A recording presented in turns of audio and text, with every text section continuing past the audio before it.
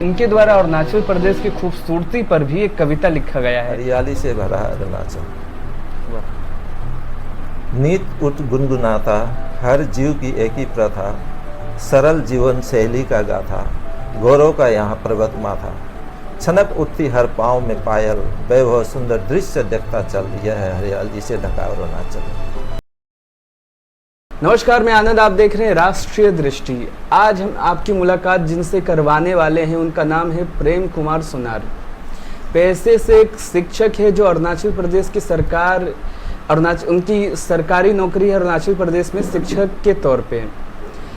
इनके बारे में अगर कुछ बताएं तो इंटरनेशनल पत्रिका, इंटरनेशनल मैगजीन में इनके लेख छपे हैं। एक मेरे हाथ में है जिसका नाम है नमस्ते इंक। आगे बताएं तो ऑक्सीजन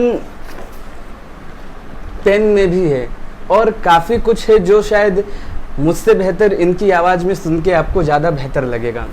सबसे पहले आइए इनका स्वागत करते हैं।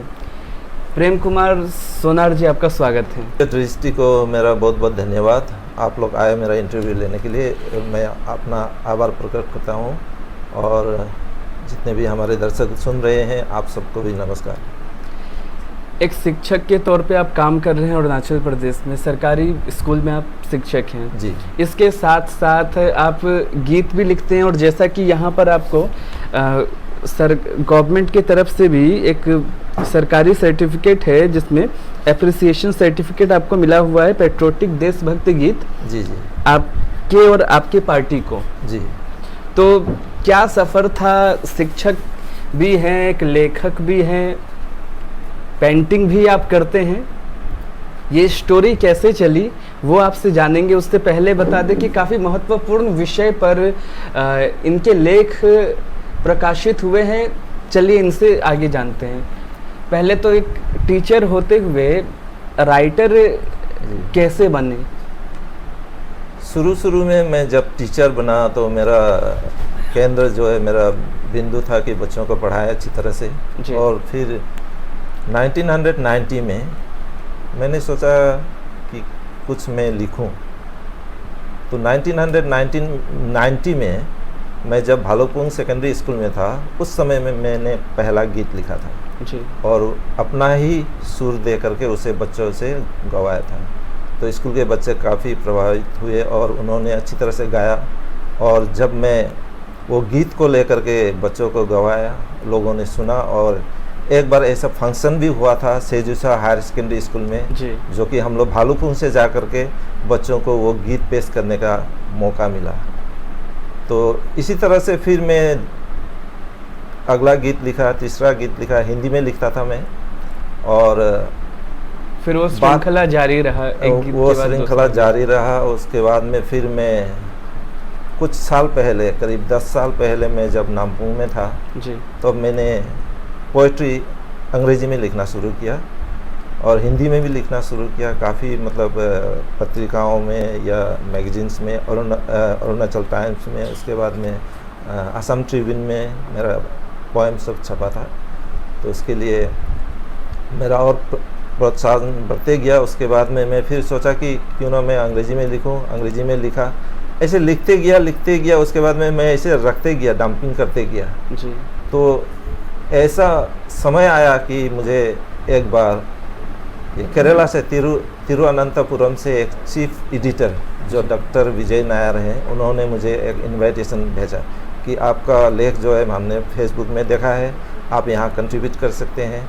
तो मैंने ऐसे रिलक्टेंटली नमस्ते इंक में एक भेजा था, जो कि अभी का जो वार्निंग इशू है यूथ्स के अंदर में, जो वार्निंग अल्कोहलिज्म और ड्रग्स के बारे में मैंने लिखा था। यहाँ पे ये मैगजीन में है, नमस्ते इंक जो है इंटरनेशनल मैगजीन है। यहाँ पे काफ़ी वर्ल्ड वाइड रिनाउन राइटर्स है, पोइट्स है, उनके बीच में मुझे मौका मिला ये देने का। और मेरा जो पोएम जो है उन्होंने एक्सेप्ट किया और यहाँ पे पब्लिश भी किया। मैं आपको दिखाने जा रहा हूँ। ये एडिक्शन के बारे में ये है जी जी जी। मेरे फ़ोटो के साथ में ये एडिक्शन के बारे में ये पोएम जो है पब्लिश हुआ। फिर उन्होंने फिर डी एडिक्शन से संबंधित है। हाँ हाँ जी। एडिक्शन का जो इंटरनेशनल नमस्ते इंक में जो प्रकाशित हुई थी, जो छपा था कविता, वो फिलहाल हम आपको दिखा रहे हैं आपकी स्क्रीन पे। तो उसके बाद में दूसरी बार फिर मुझे ये रिक्वेस्ट भेजा गया कि और आप अपना पोइट्री भेजिए। मैंने पहले ही लिख करके रखा था। एक बहुत ही एक गरीब आदमी जो रेलवे स्टेशन के गेट पर बेगर से रिलेटेड था शायद। बेगर से रिलेटेड था, उसको मैंने लिखा और वो पोएम भी यहाँ पे छपी है, आपको दिखा दूँ मैं। ये है one chill night of December. दिसंबर का महीना था। ये कविता एक भिखारी के मतलब दिसंबर महीने के ठंड, जो करारी ठंड होती है, वो एक समय के ऊपर बेस्ड है। मैंने देखा और उनके बारे में फिर मैंने सोच करके उनके बारे में मुझे बहुत बुरा लगा कि ऐसे भी लोगों का हाल है। मतलब रियलिटी में किसी को देखा और उनका जो कंडीशन था, उनका जो सिचुएशन था, उससे फिर आपने कविता में शब्दों को पिरो के कविता आपने बिल्कुल सही दिया। मैं जो भी सिचुएशन देखता हूँ उसके ऊपर मैं थोड़ी देर सोचने के बाद में फिर उस पर लिख डालता हूँ।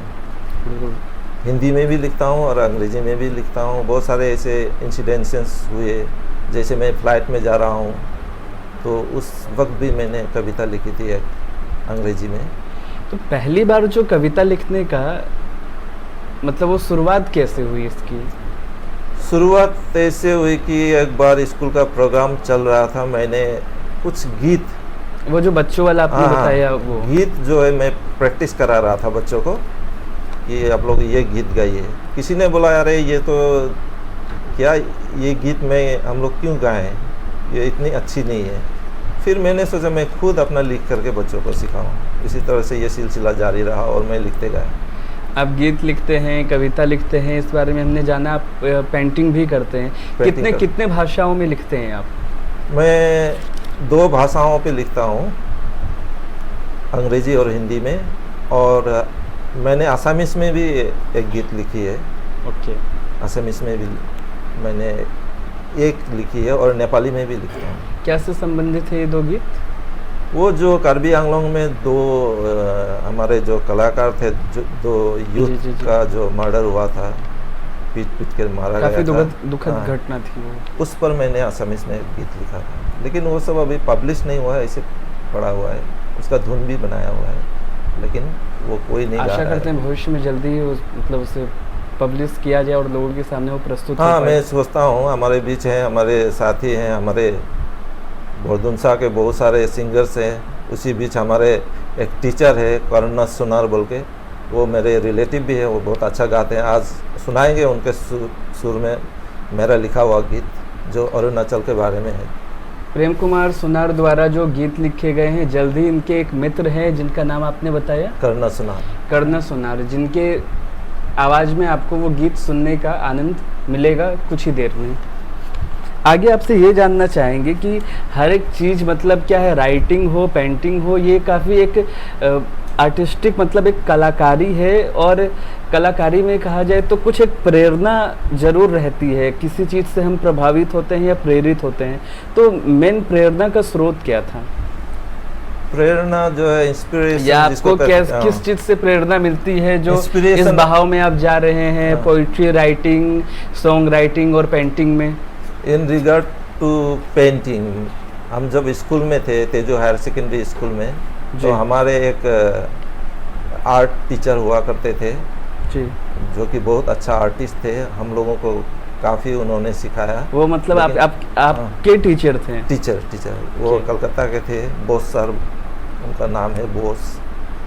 तो उन्होंने कुछ हम लोगों को गाइडेंस दिया और ऐसे कहीं से कुछ मतलब ये तालीम हासिल नहीं की मैंने पेंटिंग के लिए। मैं खुद प्रैक्टिस करता था। जो थे बोस सर के कारण आप में वो मतलब जो पेंटिंग है जी, उसका क्रेडिट उन्हें भी जाता है। उन्हें जाता है, वो अब नहीं रहे। फिर भी हम उनका जो स्टाइल था करने का, जो पेंटिंग करने का जो ढंग था, वो मैंने सीखी है उनसे। लेकिन इतनी बड़ी तालीम नहीं ली मैंने। तो I never took any training from any institution. Basic जो था उनसे मिला और उसी आप इम्प्रूव करते करते कुछ टीचर्स के थ्रू से मुझे इंस्पिरेशन मिला, और कुछ तो मैं अपने आप को बोलता हूँ कि मैं सेल्फ टॉट हूँ painting, in regard to painting self taught हूँ। मैंने अपना ट्रायल एंड एरर मेथड से पेंटिंग किया, धीरे धीरे गलतियों से सीख के वाटर कलर किया, उसके बाद में फिर मैं एक्राइलिक किया, उसके बाद में फिर मैं कोशिश किया कि मैं अभी ऑयल पेंट करूं। ऑयल पेंट मेरे पास में अभी है, आप लोग कैमरा से दिखा सकते हैं, यहाँ रूम में मेरे पेंटिंग से है। जरूर दर्शक जब देखेंगे उन्हें हम फाइनल जो भी आपका पेंटिंग्स है उसका झलक भी जरूर दिखाएंगे। और एक इम्पॉर्टेंट चीज़ है कि अगर बेसिक्स जो हैं किसी भी चीज़ की, अगर उसे आप अच्छे तरीके से सीख लेते हैं तो उसके बाद अपनी गलतियों से खुद सीख कर आप काफ़ी अच्छा मुकाम, उसमें अच्छा पोजीशन पा सकते हैं, और अगर आपकी कोशिश में सच्चाई है तो काफ़ी अच्छा कर सकते हैं। सही है, सही, एब्सोल्युटली राइट। आप जो पेंटिंग करते हैं इसमें कुछ स्पेसिफिक ये है, मतलब किस टाइप के पेंटिंग्स आप ज़्यादातर करते हैं? बेसिकली मैं लैंडस्केप करता हूँ। पहले जब स्कूल में जब मैं था 10वीं कक्षा में या 11वीं कक्षा में, 12वीं कक्षा में, और कॉलेज में भी मैंने काफ़ी लोगों का पोर्ट्रेट बनाया, पेंसिल स्केच। मैं आप लोगों को दिखा सकता हूँ, मेरे पास में अभी मोबाइल में है। जरूर दर्शक अभी स्क्रीन में जो इमेजेस देख रहे हैं ये सारे इमेजेस प्रेम कुमार सुनार जी द्वारा बनाया गया है। और ऐसे इंस्पिरेशन तो खुद से होता है। मैं सोचता हूँ कि जब तक आपका अंदर से इंस्पिरेशन नहीं आएगा आप नहीं कुछ नहीं कर पाएंगे। पहली बार आपने स्केच किसका बनाया था? पहली बार स्केच मैंने एक आंटी का बनाया था, जो कि हमारी एक आंटी थी तेजू में, उनका बनाया था। फिर मैंने अपना मैं ये जानना चाहूँगा, आपने पेंटिंग जो सीखने की शुरुआत की, आपने बताया आपने खुद से ही सीखा। जी जी जी। तो पेंटिंग आप पहले सीखे थे, उसके बाद आप पेंसिल से स्केच करते थे? पेंसिल स्केच, देखिए पेंसिल स्केच पहले कौन सा हुआ, पेंटिंग या दोनों में से कोई एक तो पहले हुआ होगा? Pencil sketch. अच्छा, पेंसिल स्केच शुरुआती पेंसिल स्केच हुआ, उसके बाद में फिर पेंटिंग पे आया। पेंटिंग करते करते बहुत साल छूट गया, करीबन 20 साल में छोड़ दिया पेंटिंग टीचिंग में आने का बाद में। उसके बाद में फिर मैं सोचा कि क्यों ना मैं करूं, तो मैंने कैनवास खरीद के लाया, उसके बाद मैं ऑयल पेन खरीदा। फिर मैं कोशिश किया, मैं थोड़ा डरते कोशिश किया कि हो पाएगा कि नहीं। लोगों ने पसंद किया, इसी के वजह से मुझे, और रिजल्ट हम आपके घर पे ही देख रहे हैं किस तरफ है, और एक उस तरफ जो कैमरे में शायद नहीं दिखेगा। तो मुझे उसके लिए इंटरनेशनल अवार्ड भी मिला पेंटिंग के लिए। ये इसी बीच हम देख रहे थे कुछ देर पहले काफ़ी सारे अवार्ड्स थे। अगर हम सबके बारे में बताना शुरू करें तो फिर काफ़ी समय लग जाएगा। यहाँ पे ये नेशनल पोइट्री पे है। ये आपका सुपर 7 जो है उसके द्वारा सम्मानित किया गया है। ये ऑक्सीजन पेन है, ये भी ऑक्सीजन पेन 2021 में किया गया था। ये आपका 2017 का है।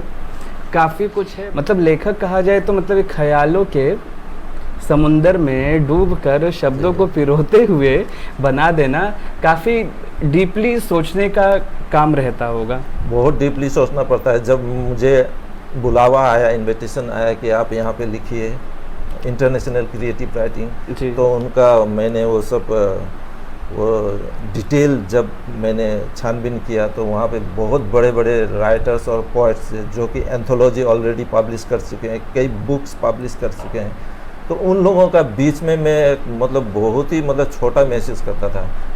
फिर भी मैं लिख करके भेजता था तो उन लोग जो मुझे बहुत प्रेज करते थे कि आपका it was masterpiece, you have written so nicely, we are very much happy, thank you so much, ऐसे करके वो लोग कमेंट करते थे।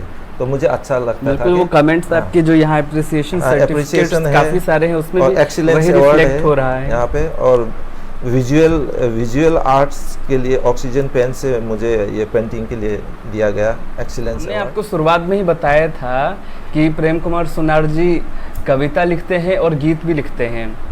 अब आपको अलविदा कहने से पहले इनके द्वारा लिखा गया कुछ गीत आपको सुनाएंगे जो इनके मित्र द्वारा गाया जाएगा।